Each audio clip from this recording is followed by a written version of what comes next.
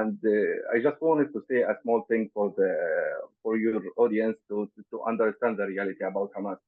When I wrote my first piece to the Newsweek, it was like about my experience under Hamas. I did not see that. I did not say that I want to overthrow Hamas. I did not say anything that might be considered dangerous. And they went to my family in Gaza and threatened them. If Hamza did not stay silent, he will be annihilated if he came back to Gaza. So I was terrified, and I barely could manage to evacuate my family from Gaza to Egypt. So I want people to understand that even speaking against Hamas means death in Gaza. So it's really dangerous.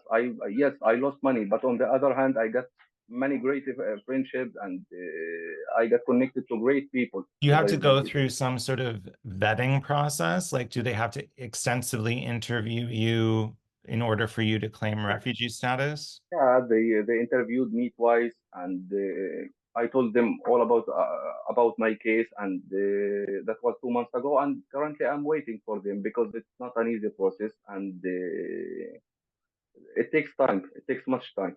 Hmm.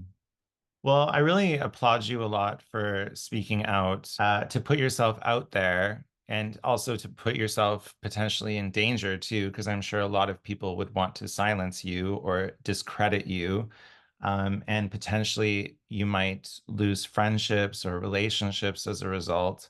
I know what that's like for speaking out and defending Israel, because I've spent so much time in Israel. I know much more about the conflict than most people. You will get a lot of people who will be angry at you, and they'll be angry at me for talking to you, and they'll be angry at both of us for talking to each other.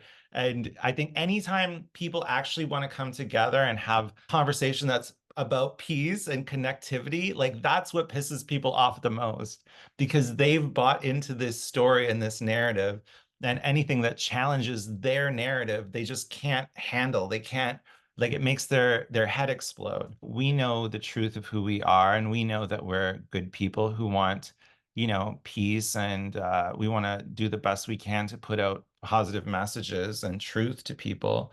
So I really commend you for that, Hamza. It's amazing.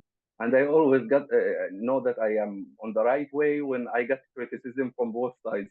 Hamas Yeah. supporters and some radical Israelis. So I know I'm on the right side. Yeah. Anytime people are pissed off with you, it's usually that you've done something good. I guess we can only take it one day at a time, but what are your hopes for the future? To be honest, I don't have a magic trick to solve a conflict, a 100 years conflict. But Yeah. I also want to mention that as how bad October the 7th was to Israelis, Gaza is the bigger victim. And if we kept like hearing from the Israeli side only from the IDF or from Hamas's propaganda, that will never be solved.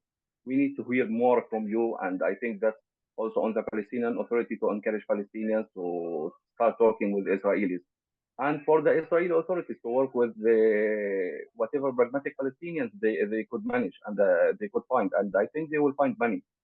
Yeah. Good. Great.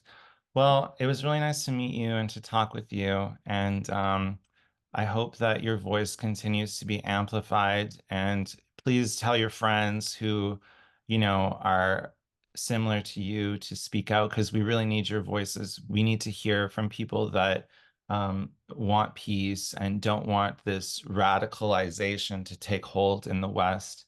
Thank you for giving me the opportunity to Yeah. deliver my message. And I'm sure that when this war ends, I'm sure that people will find many Gazans who will start talking if they get the protection, because that's Yeah. what they need in Gaza. Yeah, that makes sense. Great. All right. Well, I'm happy to meet you, Hamza. I hope to meet you in person one day soon.